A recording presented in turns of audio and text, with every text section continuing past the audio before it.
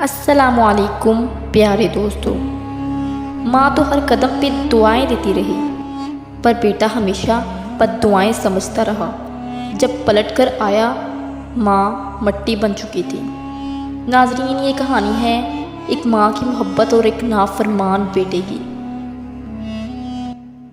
ایک چھوٹے سے گاؤں میں، جہاں دھوپ کی سنہری کرنیں مٹی کے گھروں کو چومتی تھیں، خورشیدہ اپنے جھونپڑے کے باہر بیٹھی سوئی سے کپڑے سی رہی تھی۔ اس کے ہاتھوں پر وقت کی لکیریں اس کی محنت کی گواہی دے رہی تھیں۔ ادھر اس کا بیٹا عدیل، جو ابھی 10 سال کا تھا، غصے میں زمین پر پاؤں پٹکتا ہوا گزرا۔ ماں نے پیار سے دیکھا، مگر عدیل نے نظر چرا لی۔ رات کے اندھیرے میں تیل کے دیے کی لو ٹمٹما رہی تھی۔ عدیل بخار سے تپ رہا تھا۔ خورشیدہ نے اپنی چادر کے پلو سے اس کا پسینہ پونچھا۔ 3 راتیں جاگتی رہی، خود بھوکی رہی۔ جب گھر میں دوا کے پیسے ختم ہو گئے تو اس نے اپنا شادی کا جوڑا، جو اس کے پاس واحد قیمتی چیز تھی، دوا کے بدلے دے دیا۔ صبح جب عدیل نے آنکھ کھولی تو اس نے منہ بنایا۔ یہ دوا کتنی کڑوی ہے، کچھ اچھی نہیں مل سکتی تھی کیا؟ ماں نے مسکرا کر جواب دیا، اگلی بار میٹھی لے آؤں گی بیٹا۔ سال گزر گئے۔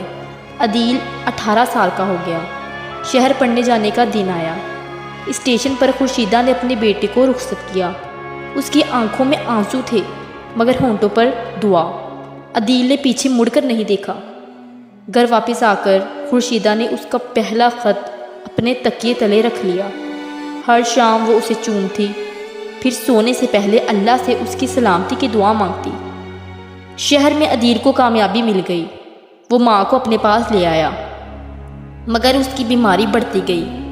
ایک رات جب اس کی کھانسی نے عدیل کی نیند خراب کی تو وہ غصے سے بولا، تم نے میری زندگی اجیرن کر رکھی ہے ماں، کبھی چین سے سونے نہیں دیتی۔ خورشید نے سر جھکا لیا۔ معاف کرنا بیٹا، میں کوشش کروں گی۔ عدیل کو بیرون ملک نوکری مل گئی۔ جانے سے پہلے خورشیدہ نے اپنے آخری سونے کے کنگن بیچ کر اس کا سامان پیک کیا۔ جب اس نے پیسے اسے تھمائے تو عدیل نے بے صبری سے کہا، اب شاید کچھ سکون ملے۔ ماں نے ہاتھ اٹھا کر دعا دی، مگر وہ بغیر مڑے چلا گیا۔ ایک طوفانی رات تھی، چھت سے پانی ٹپک رہا تھا۔ خورشیدہ اکیلی لیٹی تھی، اس کے ہونٹوں پر عدیل کا نام تھا۔ صبح ہوئی تو پڑوسنوں نے اسے سفید کفن میں لپیٹا۔ انہوں نے عدیل کو فون کیا، مگر اس نے مصروف ہونے کا بہانہ کر دیا۔ 20 سال بعد عدیل ایک کامیاب بزنس مین بن کر واپس آیا۔ جب وہ اپنے پرانے گھر پہنچا تو وہاں صرف ویرانی تھی۔ ایک بوڑھی پڑوسن نے بتایا، تیری ماں ہمیشہ تیرا انتظار کرتی رہی، آخری سانس تک تیرا نام لیتی رہی۔ قبرستان میں عدیل ماں کی قبر پر گرا۔ اس کی آنکھوں سے آنسوں کے سیلاب بہے۔